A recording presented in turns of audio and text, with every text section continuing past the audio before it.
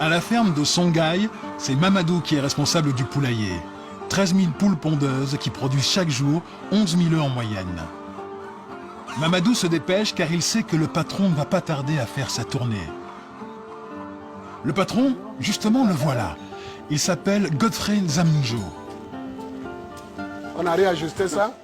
Ça sort maintenant. Mais il reste encore les petits grains. Maintenant, je connais ce qu'ils font. Donc, je vous comprends. Ce n'est pas dans nos bureaux. Depuis le matin, je n'ai pas vu mon bureau. Mon bureau, c'est sur le terrain. C'est sur le terrain. Des œufs, du poisson, de l'ananas, mais aussi des engrais naturels et du biogaz en quantité industrielle. Et tout ça produit dans un seul et même endroit. C'est le rêve devenu réalité de Godfrey Zamunjo. Cet Américain d'origine nigériane travaille dans un laboratoire en Californie quand en 1985, bouleversé par la situation du continent africain, il décide de tout plaquer pour revenir sur le continent. J'étais dans mon laboratoire, plus grand laboratoire. J'ai regardé au niveau de 80 ce qui se passait en Afrique. J'ai dit, ce n'est pas. Donc je suis revenu. Vraiment, mon papa m'a dit de revenir dans le continent d'origine. J'étais amer, j'étais frustré. Je voyais que l'Afrique est extrêmement riche, avec les capitaux et tout ça. Le continent le plus riche du monde, mais le plus pauvre du monde. Ce n'est pas acceptable. C'est ça qui m'a rendu fou. Son projet, appliquer sur le terrain ce qu'il a expérimenté dans son laboratoire. Le Bénin lui concède alors 1 hectare de terrain à l'abandon pour y construire une ferme bio.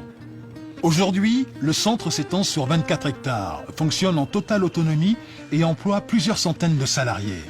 Ici, selon la doctrine de Godfrey Zamunjo, rien ne se perd, rien ne se crée, tout se transforme. Exemple avec le recyclage des fientes de poulet transformées en gaz. Nous sommes en train de faire le mélange des fientes avec la jacinthe d'eau pour donner un bon rendement de gaz. Après quelques heures de repos, le mélange sera chargé dans une cuve, le digesteur.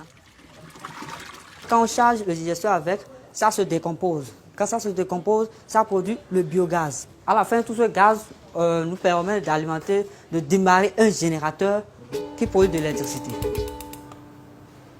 En plus de l'électricité, ce biogaz va alimenter les cuisines du restaurant du centre. Et ce n'est pas tout. Les déchets de la décomposition des fientes de poulet vont encore servir d'engrais naturel pour les cultures. Et Godfrey Zamunjo a poussé la doctrine de récupération encore plus loin.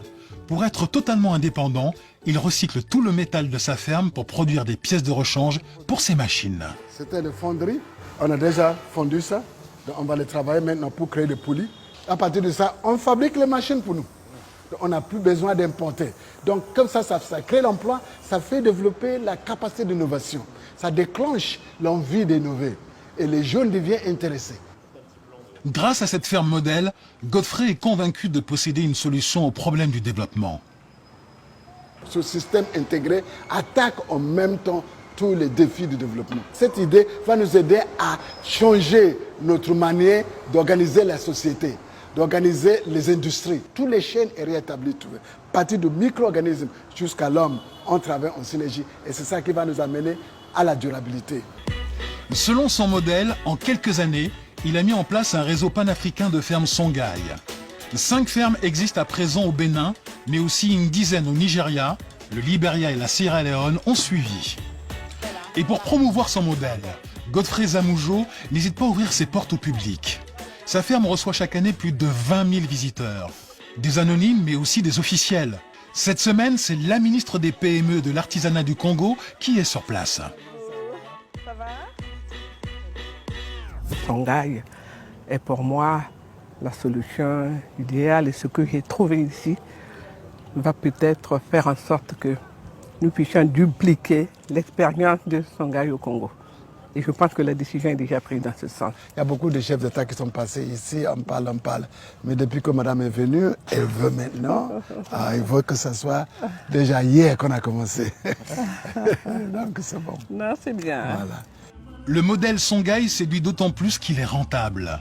Ces 17 fermes ont généré un chiffre d'affaires de 7 milliards de francs CFA en 2013 et près de 600 millions de bénéfices. Voilà ma culture américaine maintenant, l'organisation de l'industrie. Donc vous voyez ici, et donc voilà, nous avons des camions qui travaillent. Pour pousser plus loin sa logique, Godfrey Zamoujo a décidé d'industrialiser sa ferme. Comme il produit déjà des fruits, il s'est lancé dans la fabrication de jus. Pour cela, il s'est offert une ligne d'embouteillage d'une capacité de 6000 bouteilles par heure. Mais méthode Songhai oblige, le site fabrique lui-même les bouteilles et les bouchons sur place à partir des déchets plastiques de la ferme.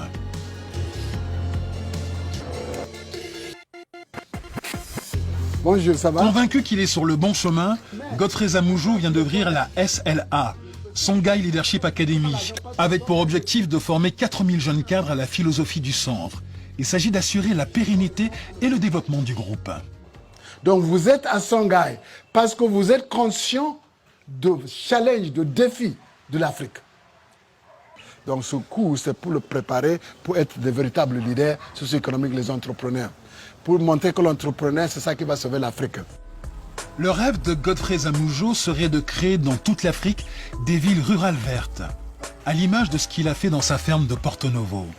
Pas impossible, puisqu'en 2008, Songhai a été promu centre d'excellence pour l'agriculture par les Nations Unies.